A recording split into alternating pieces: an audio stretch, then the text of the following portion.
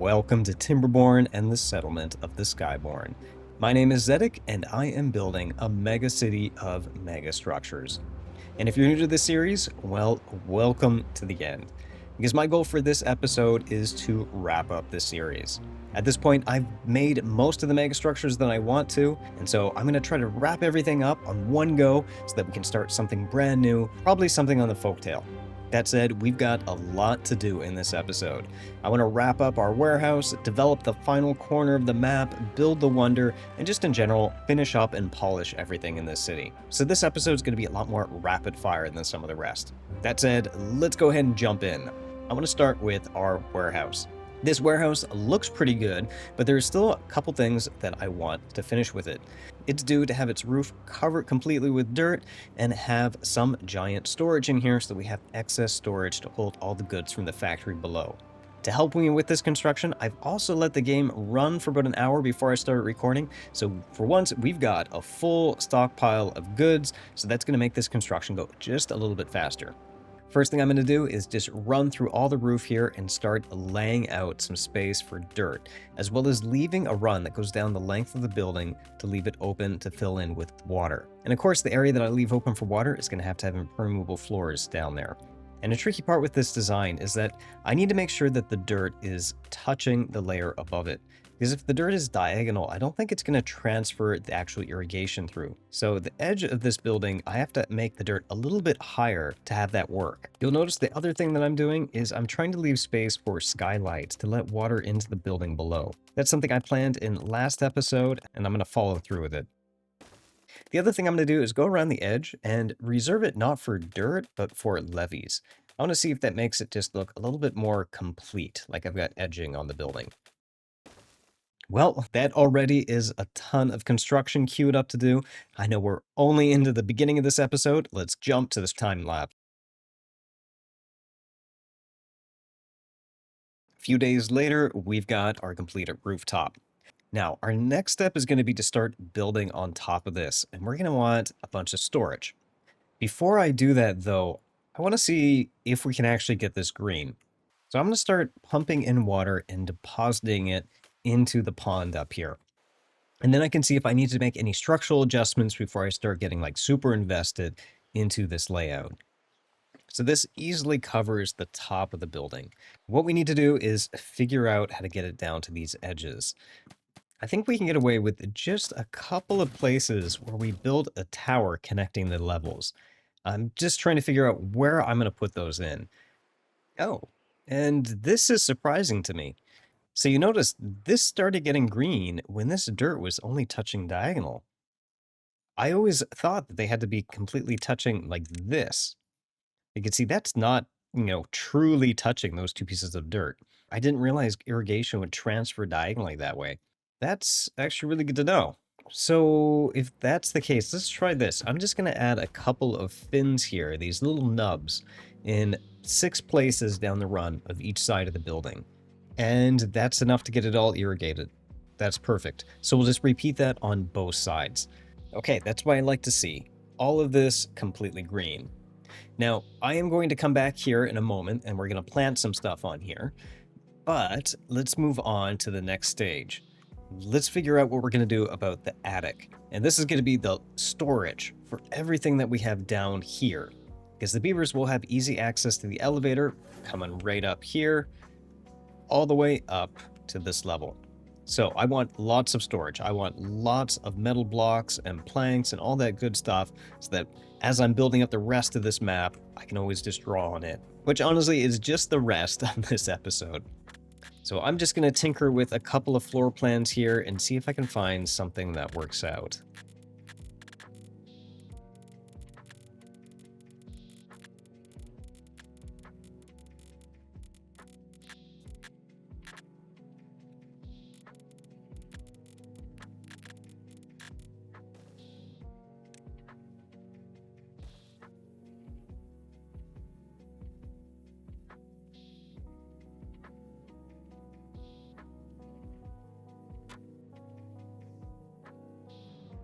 And there we've got all our storage complete. So this looks pretty good. We've got a lot of storage. I also took a cut and I've reassigned everything in here to hold all the supplies from down below. So we got a little bit of everything, and to just fill in some space, I added some additional rooftop lounges. Now there's two other things we need to do here. First, I need to find a place to put in some farmhouses so we can keep everything irrigated. And as a final touch, I need to add those water dumps back in so I can keep all of this irrigated long term. Now, in terms of what to put down there, I think I'm going to put down a mixture of things.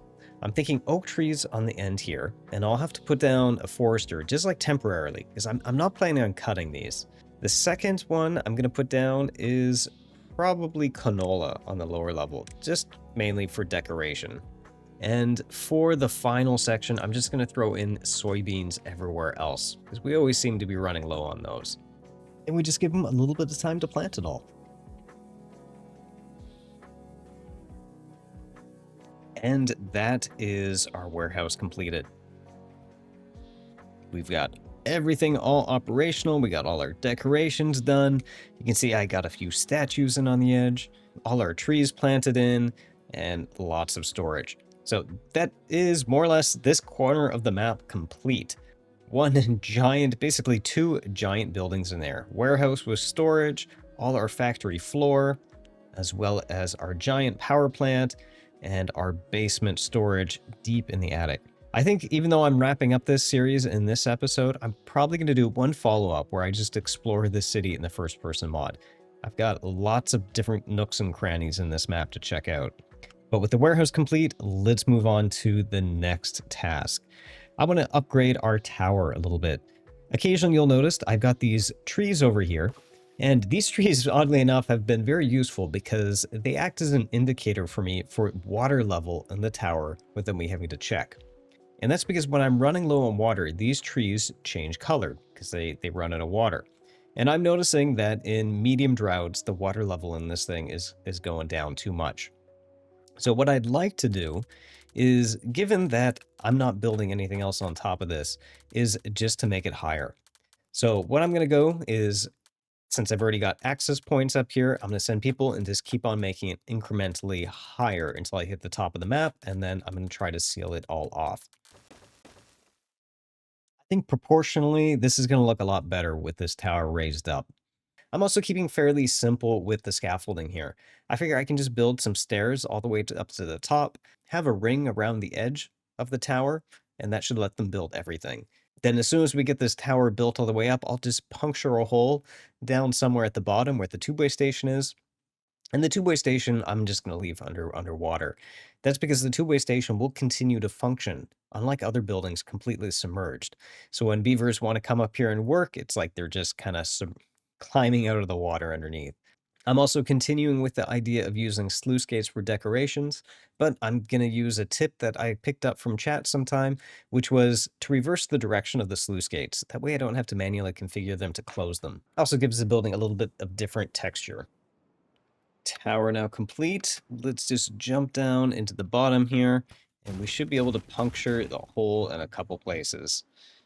And that should do the trick to let water come rushing out. Because this was under pressure, there was a lot of pent-up demand. I'm also wondering, I might have made a mistake here. Because of all that demand, I'm thinking there might be some overflow. Depends. Because we do have an overflow valve to our entire pipe network over in the hospital. I don't know if this one will eventually overflow or hit capacity like that. Maybe I should have had kind of an escape hatch in here. I'll keep an eye on it. I might have to add a waterfall or just cap it off. But there we go. Looks a little bit more like a tower for our tower city. With the tower taken care of, I want to turn my attention back over to Old Town. This is a place we haven't worked with for a very long time because this is the original heart of the colony. In fact, I think we've got our founding start of the colony headquarters right there. I haven't been back here in forever. So a lot of this stuff doesn't really matter, but I have a feeling I'm going to leave most of it around just for sentimental reasons, but I would like to clean up some of it. The first thing I'd like to do is take care of this. This was our first hospital. I was never too happy with how it looked. It was just a little bit too messy, and then it bumped into this building over here. The only nice thing it did have going for it is it provided easy elevator access to some of these homes. but I think I'm going to get rid of it. And then I'm going to relocate all those pods back over to our tower, which is flooding. Well, that looks cool, but it's not very productive for us. First thing I'm going to try is making a release valve over here to send water off the edge of the map, because this aqueduct is functional. I just don't know if there's going to be enough edges to that waterfall to work for us. Once we add in those impermeable floors, it looks like we got lucky, and that is going to cover it. With all the flooding taken care of, let's get back to what we're originally working on, getting those breeding pods in. So if you haven't watched a lot of these other series, I've had a constraint on myself that all the breeding pods have to be built overhanging something, because this is the colony of the Skyborn. So what I'm going to do here is I'm going to go to the other two sides of this tower, make some dirt outcroppings, and then add all the breeding pods that we deleted from the hospital back up here. With all those breeding pods moved over and our old hospital removed, let's go back to Old Town. Now, really, I don't have a lot that I want to do here, but I think what I'm going to do is go around to each things and just kind of tidy up the decorations. So for example, I want to square this up, add a little bit of trees there, tear out all these dead trees, and then ideally replace it with a scattering sample of pine trees. I'm just going to go through bits and parts here and there and just kind of spruce it up a bit.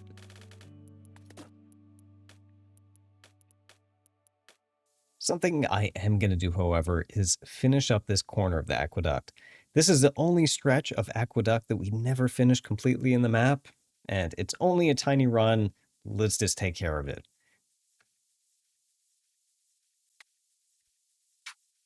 And aqueduct complete.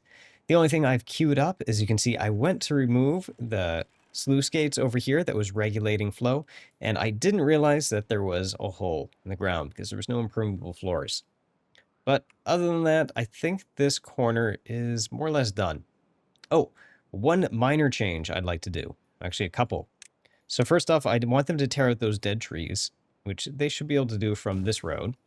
But the other thing I'm going to do is remove the planting designation for the trees that I've already planted. And what that's going to allow it to do is that these trees will go wild and just grow unevenly.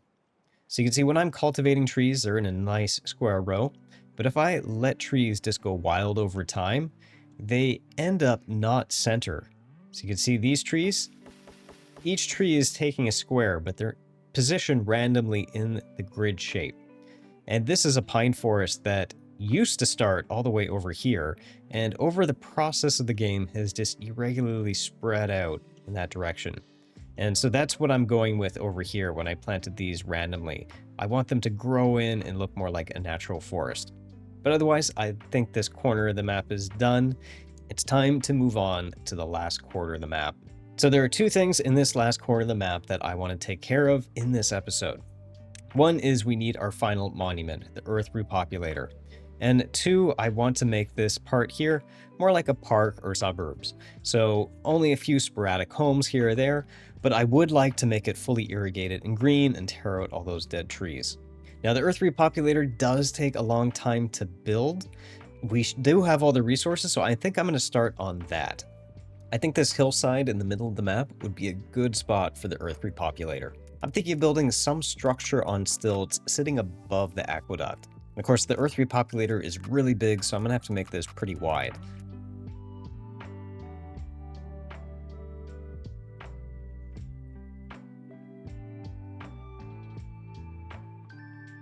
And this should do for now. So, it took a little bit of trial and error, but I found something I like. I've got the stilts in there and with our giant structure on top. And this thing just takes a ton of resources and a ton of building time. Man, look at how many builders it takes to build this thing. And that's barely progressing any of the construction. Now, I do have all the resources for this. I'm curious why they haven't come in yet. I'm wondering if there's just a delay where they can't bring in resources until it's been built more. But that shouldn't take my entire crew of builders. And in the meantime, we can delete this scaffolding. I'm being very dangerous by using Shift to delete these. Last episode, I did this and I accidentally deleted a bunch of supplies. Now, the placement here is also pretty good because that's going to provide good coverage for the majority of our housing. These beavers over here, unfortunately, won't be covered, but most of our beavers now live in our housing over here. So fairly central for everything we need. With that taken care of, though, let's turn our attention over to our final district.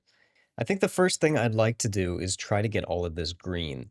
And to that end, what I'd like to do is build some sort of dam structure here, or retaining wall, to retain some of this water flowing in from the top. We don't have this connected to a large dam supply though, so this is partially just decorative. Getting crews in here is also going to be tricky because how messed up this terrain is. So maybe to start, let's get some roads in here and also start tearing out all these dead trees.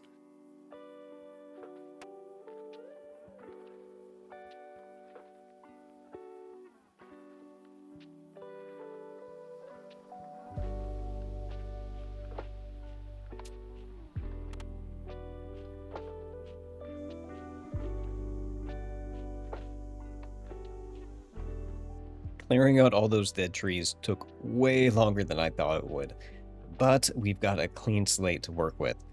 So first thing, let's add a retaining wall on that cliff to hold in some water.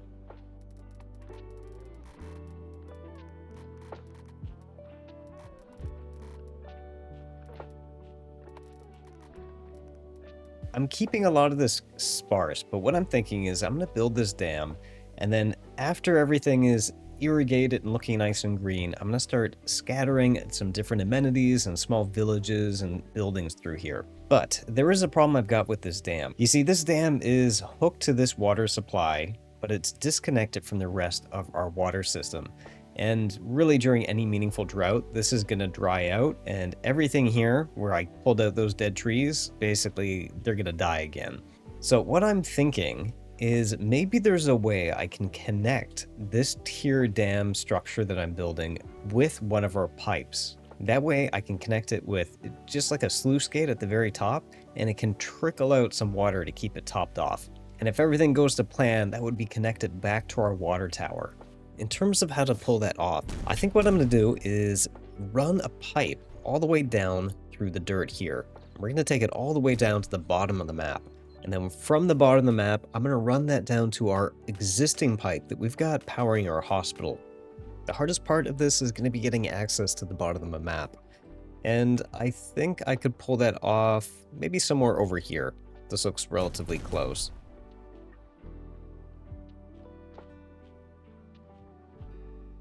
Once the tunnel is done, we just need to seal everything off again.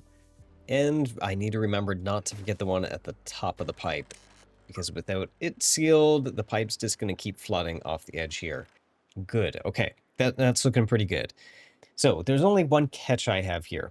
The regular dams work great for overflowing water, but they don't work really well when I just want to keep things topped off. That's the role really of a sluice gate. So what I'm going to do is hide some sluice gates below a couple of these dams that you wouldn't normally see. And these they're just really going to be working during the dry season to keep all these pools topped off. Next thing on my mind, you'll notice that even with this retaining wall here, I still have cases of dead ground. I think in this case, I'm going to use some underground rivers. So you can see if I were to just dig an underground trench connected to this lower pool, I think I could create a little pond just below the surface level of the dirt, and that's going to keep these irrigated. And if this works as I intend, it should let us turn the rest of these cliff sides green. Okay, that prep work took way longer than I was thinking it would, but at least we've got everything irrigated. Now, before I start building some buildings here, the last thing I want to figure out is transportation. Because if this is the suburbs, I need some rapid transit to get beavers in and out of here. One of the things you'll notice from my city is that I've got these wide boulevards going around. I think I would like to continue these as tunnels over into this corner of the map. So for example, on this boulevard, I think I could make a tunnel all the way across here and have it come out on this side. Now, the idea with these two is if I make them deep enough to carry water, I should also be able to put two-way stations in here. That way, the transportation network is a little bit more discreet for this part. The only thing I need to be careful of is that this area is getting fairly close to some of the tunnels I've made. So if I trench this tunnel down deeper, I need to make sure I don't actually puncture into any of these lines. As for this end of the cliffs, I think what I could do is have the tunnels just work their way up, and maybe come up here somehow. Ideally, I think this is also going to let me connect this tunnel over with Old Town too. This like old school bridge, I think that would line up just perfect for the tunnel network.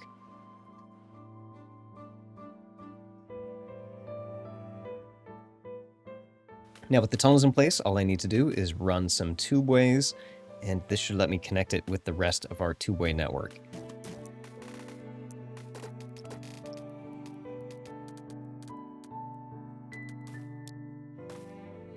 The way these tunnels line up too, I bet I can make a really quick access point to our two-way line up on the aqueduct here, just by tunneling vertically straight down into the tunnel.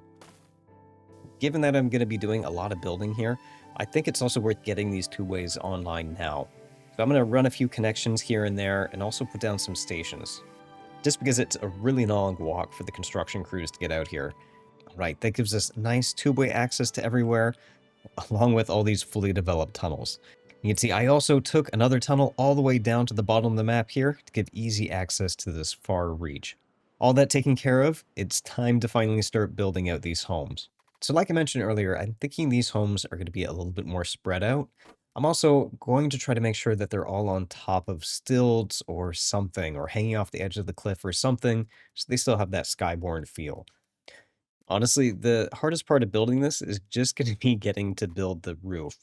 I have a feeling I'm going to have to build scaffolding to get to the top of these buildings, because the Iron Teeth buildings are just so tall. Also, I find it very tricky with the Iron Teeth, because a lot of their buildings are 3x3, and the roofs just never seem to quite line up for me. So I'm messing around with some different patterns here and seeing what I can do. Otherwise, you can see that I'm just going to mix in a little bit of farm here and there to add some texture, some fences, decorations, and every little bit of combination in here.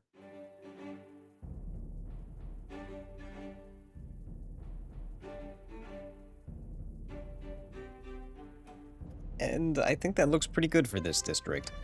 We've got a collection of homes, different amenities, a fire pit in the middle of the lake, and I've tried to vary up each of the homes. And while I was at it, add a nice big decoration over here, so that some of these homes can get the amenity bonus while they sleep. This will look a little bit better, I think, once all those trees fully mature, but for now, let's move on to something new. We've got this little valley that's left as one of the last prime pieces of real estate in this town. I think what I'm going to do here is add some mid-level development, because we've got high-rise development over here, we've got very low-density housing over here. I think this is going to be a medium-density housing area. So think like medium apartment spread out, maybe a restaurant or a coffee shop.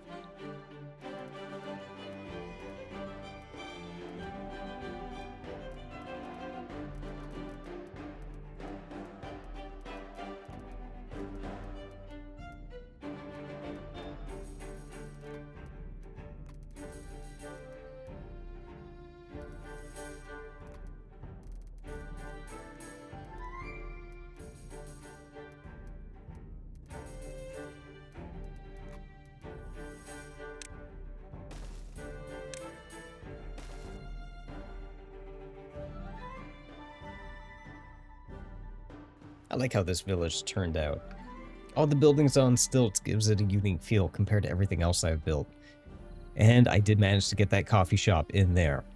Now, I don't really have too much planned for this bit of the corner. I'm going to leave it a little bit undeveloped. I added a few monuments up there just for decoration, but I already have enough skyscrapers. I could have built something on top of it, but I don't really have anything in mind.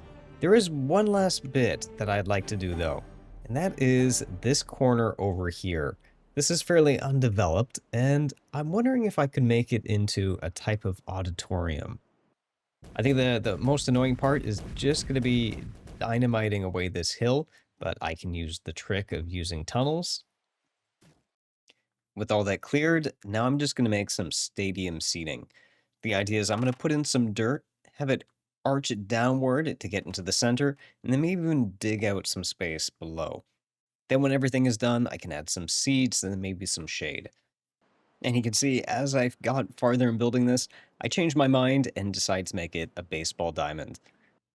complete with dugout, stadium seating, and concessions in the front. So with that, I think I've more or less built everything I wanted to in this map. I could keep going denser, but I think this is a good spot to end our building on. I will do at least one final playthrough later on where I'm going to load up the first person mod and explore this city, because I'm really curious what some of these buildings are like in the interior. But other than that, I don't think there's going to be any more building in this one. So I hope you guys enjoyed this playthrough. This was definitely way too many hours to build all this, but I think it shows just all the crazy things that you can build in Update 7. So with that, let's queue up a few final shots of the city. Thank you for watching, and I hope to catch you next time.